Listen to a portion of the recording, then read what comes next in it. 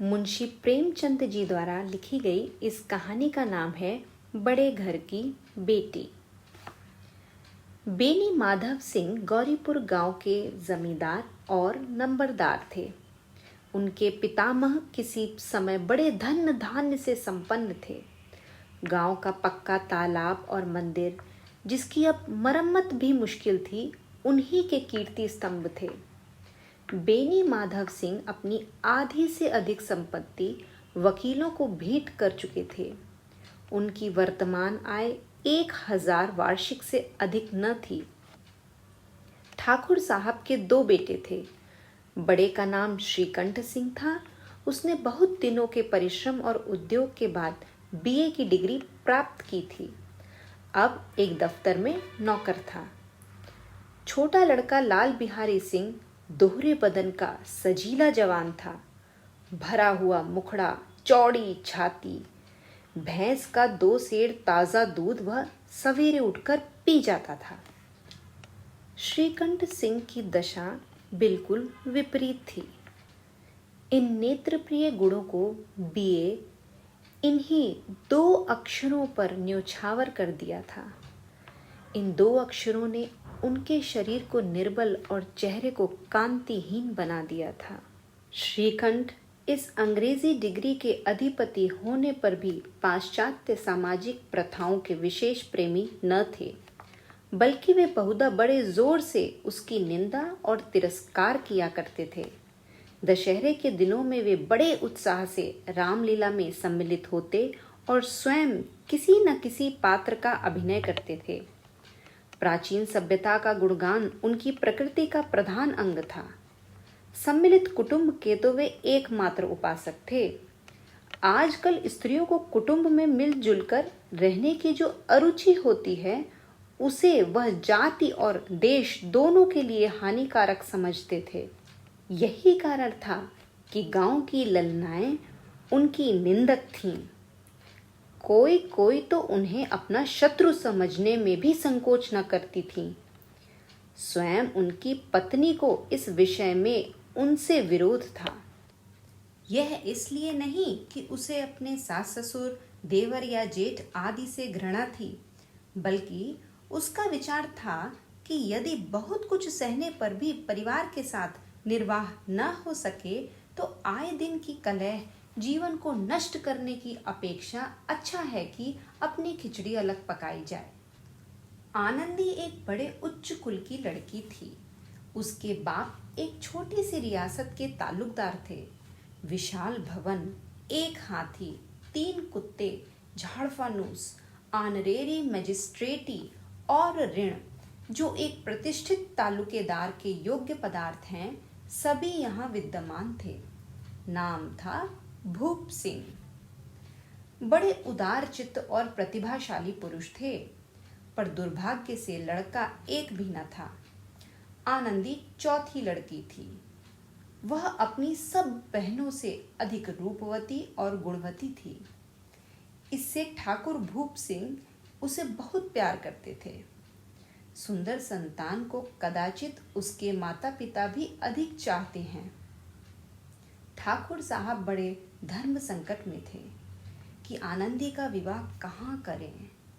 ना तो यही चाहते थे कि ऋण का बोझ बढ़े, और ना यही स्वीकार था कि उसे अपने को भाग्यहीन समझना पड़े। एक दिन श्रीकंठ सिंह उनके पास किसी चंदे का रुपया मांगने आए। भूप सिंह उनके स्वभाव पर रीझ गए और धूमधाम से श्रीकंठ सिंह का आनंदी के साथ विवाह हो गया। आनंदी अपने नए घर में आई तो यहाँ रंग ढंग कुछ और देखा। जिस टीम टाम की उसे बचपन से ही आदत पड़ी हुई थी, वह यहाँ नाम मात्र को भी न थी। हाथी घोड़ों का कहना ही क्या, कोई सजी हुई सुंदर बहली तक न थी।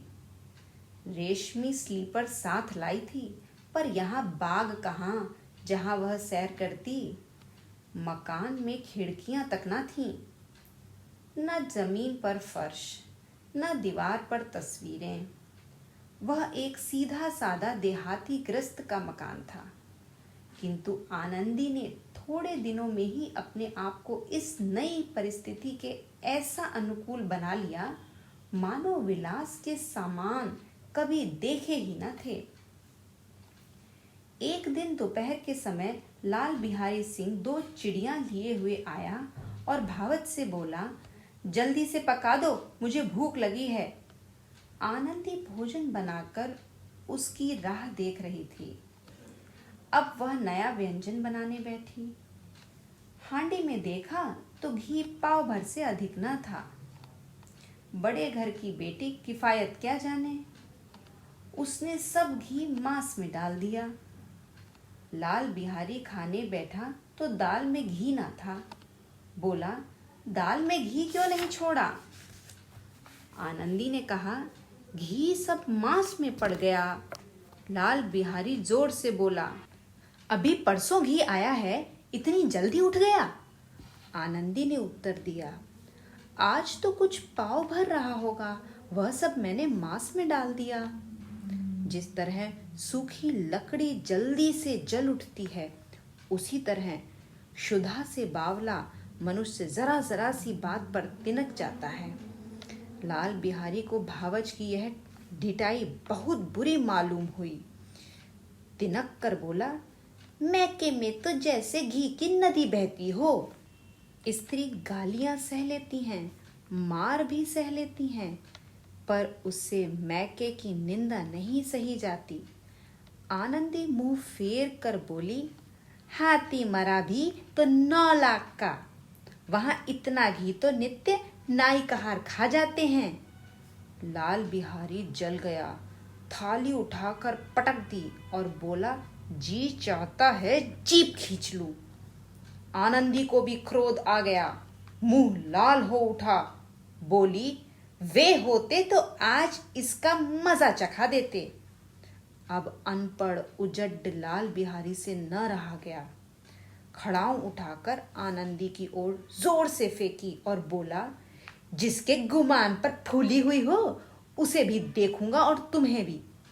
आनंदी ने हाथ से खड़ाऊ रोकी, सिर बच गया, पर उंगली में काफी चोट आई। क्रोध के मारे हवा से हिलते हुए पत्ते की भांति कांपती हुई अपने कमरे में आकर खड़ी हो गई। स्त्री को पति के बल और पुरुषत्व का घमंड होता है। आनंदी खून का घूंट पीकर रह गई। श्रीकंठ सिंह शनिवार को घर आया करते थे। बृहस्पतिवार को यह घटना घटी थी। 2 दिन तक आनंदी कोप भवन में रही। न कुछ खाया न कुछ पिया, बस श्रीकंठ की बाट देखती रही। अंत में शनिवार को वे नियमानुसार संध्या समय घर आए और बाहर बैठकर कुछ इधर उधर की बातें, कुछ देश काल संबंधी समाचार तथा कुछ नए मुकदमे आदि की चर्चा करने लगे। यह वार्तालाप 10 बजे रात तक होती रही।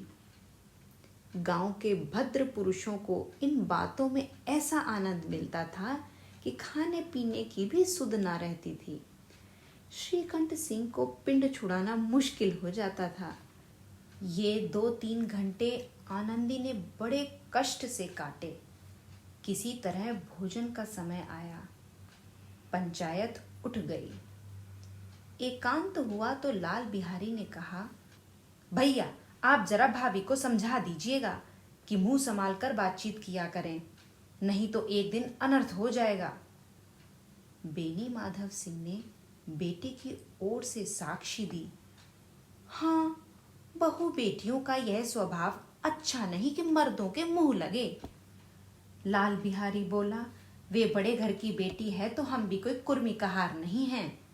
श्रीकंठ ने चिंतित स्वर से पूछा, आखिर बात क्या हुई? लाल बिहारी ने कहा, कुछ भी नहीं, यूं ही आप उलझ पड़ी। मैके के सामने हम लोगों को कुछ समझती ही नहीं। श्रीकंठ खा पीकर आनंदी के पास गए। वह भरी बैठी थी। ये हजरत भी कुछ तीखे थे। आनंदी ने पूछा, चित्त तो प्रसन्न है? श्रीकंठ सिंह बोले, बहुत प्रसन्न है, पर तुमने आजकल घर में यह क्या उपद्रव मचा रखा था? आनंदी की त्योरी चढ़ गई। झुंझलाहट के मारे बदन में ज्वाला सी दहक उठी। बोली, जिसने तुमसे यह आग लगाई है उसे पाऊं तो मुंह झुलस दूं। इतनी गर्म क्यों होती हो? बात तो कहो। क्या कहूं? यह मेरे भाग्य का फेर है, नहीं तो एक गंवार छोकरा जिसको चपरासीगिरी करने का भी शऊर नहीं, मुझे खड़ाऊ से मारकर यूं करता। सब हाल साफ साफ कहो तो मालूम हो, मुझे तो कुछ भी पता नहीं। परसों तुम्हारे लाडले भाई ने मुझसे मांस पकाने को कहा। घी हांडी में पाव भर से अधिक न था। वह सब मैंने मांस में डाल दिया। जब खाने बैठा तो कहने लगा, दाल में घी क्यों नहीं है?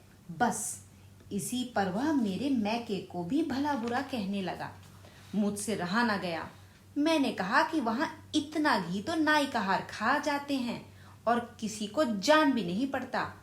बस इतनी सी बात पर उस अन्यायी ने मुझ पर खड़ाऊ फेंक मारी।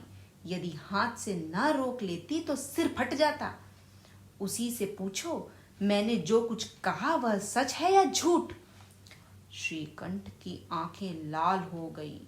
बोले, यहां तक हो गया उस छोकरे का साहस? आनंदी स्त्रियों के स्वभावानुसार रोने लगी, क्योंकि आंसू उनकी पलकों पर रहते हैं। श्रीकंठ धैर्यवान और शांत पुरुष थे। उन्हें कदाचित ही क्रोध आता था, पर स्त्रियों के आंसू पुरुषों की क्रोधाग्नि भड़कने में घी का काम देते हैं। रात भर करवट बदलते रहे। उद्विग्नता के कारण पलक तक नहीं झपकी। प्रातःकाल अपने बाप के पास जाकर बोले, दादा, अब इस घर में मेरा निर्वाह न होगा। इस तरह की विद्रोहपूर्ण बातें कहने पर श्रीकंठ सिंह ने कितनी ही बार अपने मित्रों को आड़े हाथों लिया था, परंतु दुर्भाग्यवश आज उन्हें स्वयं वे ही बातें अपने मुंह से कहनी पड़ी। दूसरों को उपदेश देना भी कितना सहज है। बेनी माधव सिंह घबरा उठे और बोले, क्यों? श्रीकंठ सिंह बोले, इसलिए कि मुझे भी अपनी प्रतिष्ठा का कुछ ख्याल है। आपके घर में अन्याय और हठ का प्रयोग हो रहा है। जिनको बड़ों का आदर सम्मान करना चाहिए वे उनके सिर चढ़ते हैं। मैं दूसरे का नौकर ठहरा, घर पर रहता नहीं। यहाँ मेरे पीछे स्त्रियों पर खड़ाऊ और जूतों की बौछार होती है। कड़ी बात तक ही हो तो चिंता नहीं, कोई एक दो कह ले वहां तक मैं सह सकता हूँ, किंतु यह कदापि नहीं हो सकता कि मेरे ऊपर लात घूंसे पड़े और मैं मुंह न खोलूं। बेनी माधव सिंह कुछ जवाब न दे सके। श्रीकंठ सिंह सदैव उनका आदर करते थे। उनके ऐसे तेवर देखकर बूढ़ा अवाक रह गया। केवल इतना ही बोला, बेटा, तुम बुद्धिमान होकर ऐसी बातें करते हो? स्त्रियां इसी तरह घर का नाश कर देती हैं। श्रीकंठ सिंह ने उत्तर दिया, इतना मैं जानता हूँ, आपके आशीर्वाद से मूर्ख नहीं हूँ। आप स्वयं जानते हैं, मेरे ही समझाने बुझाने से इसी गांव में कई घर संभल गए, पर जिस स्त्री की मान प्रतिष्ठा का ईश्वर के दरबार में उत्तरदाता हूँ, उसके प्रति ऐसा घोर अन्याय और पशुवत व्यवहार असह्य है। आप सच मानिए, मेरे लिए यही कुछ कम नहीं है कि लाल बिहारी को कुछ दंड नहीं दिया। अब बेनी माधव सिंह भी गरमाए, ऐसी बात और न सुन सके। बोले, लाल बिहारी तुम्हारा भाई है, उससे कभी भूल चूक हो उसके कान पकड़ लो, लेकिन लाल बिहारी को मैं अपना भाई नहीं समझता। स्त्री के पीछे? जी नहीं, उसकी क्रूरता और अविवेक के कारण। दोनों कुछ देर चुप रहे। ठाकुर साहब लड़के का क्रोध शांत करना चाहते थे, लेकिन यह नहीं स्वीकार करना चाहते थे कि लाल बिहारी ने कोई अनुचित काम किया है। इसी बीच में गांव के और कई सज्जन हुक्के चिलम के बहाने वहां आ बैठे। कई स्त्रियों ने जब यह सुना कि श्रीकंठ सिंह पत्नी के पीछे पिता से लड़ने पर तैयार हैं, तो उन्हें बड़ा हर्ष हुआ। दोनों पक्षों की मधुर वाणियां सुनने के लिए उनकी आत्माएं अकुलाने लगीं। गांव में कुछ ऐसे कुटिल मनुष्य भी थे जो इस कुल की नीतिपूर्ण गति पर मन ही मन जलते थे। इन महानुभावों की शुभकामनाएं आज पूरी होती दिखाई दी। कोई हुक्का पीने और कोई लगान की रसीद दिखाने के बहाने आकर बैठ गए। बेनी माधव सिंह पुराने आदमी थे। इन भावों को ताड़ गए। उन्होंने निश्चय किया कि चाहे कुछ भी क्यों ना हो, इस द्वेषियों को ताली बजाने का अवसर न दूंगा। तुरंत कोमल शब्दों में बोले, बेटा, मैं तुमसे बाहर नहीं हूं, तुम्हारा जी जो चाहे करो। अब तो लड़के से अपराध हो गया। इलाहाबाद का अनुभव रहित झल्लाया हुआ ग्रेजुएट इस बात को न समझ सका। उसे डिबेटिंग क्लब में अपनी बात पर अड़ने की आदत थी। इन हथकंडों की उसे क्या खबर। बाप ने जिस मतलब से बात पलटी थी वह उसकी समझ में न आई। बोला, मैं लाल बिहारी के साथ अब इस घर में नहीं रह सकता। बेनी माधव सिंह ने पुचकारा, बेटा, बुद्धिमान लोग मूर्खों की बात पर ध्यान नहीं देते। वह बेसमझ लड़का है। उससे जो भूल हुई तुम बड़े होकर क्षमा करो। श्रीकंठ को आवेश आ गया। बोले, उसकी इस दुष्टता को मैं कदापि नहीं सह सकता। या तो वही घर में रहेगा या मैं ही। आपको यदि वह अधिक प्यारा है तो मुझे विदा कीजिए, मैं अपना भार संभाल लूंगा। यदि मुझे रखना चाहते हैं तो उससे कहिए जहां चाहे चला जाए। बस यह मेरा अंतिम निश्चय है। लाल बिहारी दरवाजे की चौखट पर चुपचाप खड़ा बड़े भाई की बातें सुन रहा था। वह श्रीकंठ के सामने चारपाई पर बैठ जाए, हुक्का पी ले या पान खा ले, बाप का भी वह लिहाज न करता था जितना बड़े भाई का। श्रीकंठ का भी उस पर हार्दिक स्नेह था। अपने जोश में उन्होंने कभी भी घुड़का तक न था। जब वह इलाहाबाद से आते तो उसके लिए कोई न कोई वस्तु अवश्य लाते। मुगदर की जोड़ी उन्होंने ही बनवा दी थी। पिछले साल जब उसने अपने से ड्योढ़े जवान को नाग पंचमी के दिन दंगल में पछाड़ दिया तो उन्होंने पुलकित होकर अखाड़े में ही जाकर उसे गले से लगा लिया और 5 रुपए के पैसे लुटाए थे। ऐसे भाई के मुंह से आज ऐसी हृदय विदारक बात सुनकर लाल बिहारी को बड़ी ग्लानि हुई। वह फूट फूट कर रोने लगा। इसमें संदेह नहीं कि अपने किए पर वह पछता रहा था। भाई के आने के एक दिन पहले से उसकी छाती धड़कती थी कि देखूं भैया क्या कहते हैं, मैं उनके सम्मुख कैसे जाऊंगा, उनसे कैसे बोलूंगा, मेरी आंखें उनके सामने कैसे उठेंगी। उसने समझा था कि भैया मुझे बुलाकर समझा देंगे। इस आशा के विपरीत आज उसने उन्हें कठोरता की मूर्ति बने हुए पाया। वह मूर्ख था, परंतु उसका मन कहता था कि भैया मेरे साथ अन्याय कर रहे हैं। यदि श्रीकंठ उसे अकेले में बुलाकर 2-4 कड़ी बात कह देते, इतना ही नहीं 2-4 तमाचे भी लगा देते तो कदाचित उसे इतना दुख न होता। पर भाई का यह कहना कि अब मैं इसकी सूरत नहीं देखना चाहता, लाल बिहारी से सहा न गया। वह रोता हुआ घर आया, कोठरी में जाकर कपड़े पहने, आंखें पोंछी, जिससे कोई यह ना समझे कि वह रो रहा था। इसके उपरांत वह आनंदी के द्वार पर आकर बोला, भाभी, भैया ने निश्चय किया है कि मेरे साथ इस घर में ना रहेंगे। अब वे मेरा मुंह भी नहीं देखना चाहते, इसलिए मैं जाता हूँ। उन्हें फिर मुंह न दिखाऊंगा। मुझसे जो कुछ अपराध हुआ उसे क्षमा करना। यह कहते कहते लाल बिहारी का गला भर आ गया। जिस समय लाल बिहारी सिर झुकाए आनंदी के द्वार पर खड़ा था, उसी समय श्रीकंठ सिंह भी आंखें लाल किए बाहर से आए। भाई ने देखा तो घृणा से आंखें फेर ली और कतराकर निकल गए, मानो उसकी परछाई से दूर भागना चाहते हैं। आनंदी ने लाल बिहारी की शिकायत की थी, लेकिन अब मन में पछता रही थी। वह स्वभाव से ही दयालु थी। उसे इसका तनिक भी न ध्यान था कि बात इतनी बढ़ जाएगी। वह मन में अपने पति पर झुंझला रही थी कि ये इतने गर्म क्यों होते हैं। जब उसने लाल बिहारी को दरवाजे पर खड़े यह कहते सुना कि अब मैं जाता हूँ, मुझसे जो कुछ हुआ क्षमा करना, तो उसका रहा सहा क्रोध भी पानी हो गया और वह रोने लगी। मन का मैल धोने के लिए नयन जल से उपयुक्त और कोई वस्तु नहीं है। श्रीकंठ को देखकर आनंदी ने कहा, लाल बाहर खड़े बहुत रो रहे हैं, तो मैं क्या करूं? भीतर बुला लो, मेरी जीभ में आग लगे। मैंने कहाँ से झगड़ा उठाया? मैं नहीं बुलाऊंगा, पछताओगे। उन्हें बहुत ग्लानि हो गई है, ऐसा न हो कि वे चल दें। श्रीकंठ से न उठे। इतने में लाल बिहारी ने फिर कहा, भाभी, भैया से मेरा प्रणाम कह दो। वे मेरा मुंह नहीं देखना चाहते, इसलिए मैं अपना मुंह उन्हें न दिखाऊंगा। लाल बिहारी इतना कह लौट पड़ा और शीघ्रता से दरवाजे की ओर बढ़ा। अंत में आनंदी कमरे से निकली और उसका हाथ पकड़ लिया। लाल बिहारी ने पीछे मुड़कर देखा और आंखों में आंसू भरकर बोला, मुझे जाने दो। कहाँ जा रहे हो? जहाँ कोई मेरा मुंह न देखे। मैं तुम लोगों के साथ रहने योग्य नहीं हूँ। तुम्हें मेरी सौगंध, अब एक पग भी आगे ना बढ़ाना। जब तक मुझे यह ना मालूम हो जाए कि भैया का मन मेरी तरफ से साफ हो गया, तब तक मैं इस घर में कदापि ना रहूंगा। श्रीकंठ सिंह का हृदय भी पिघला। उन्होंने बाहर आकर लाल बिहारी को गले से लगा लिया।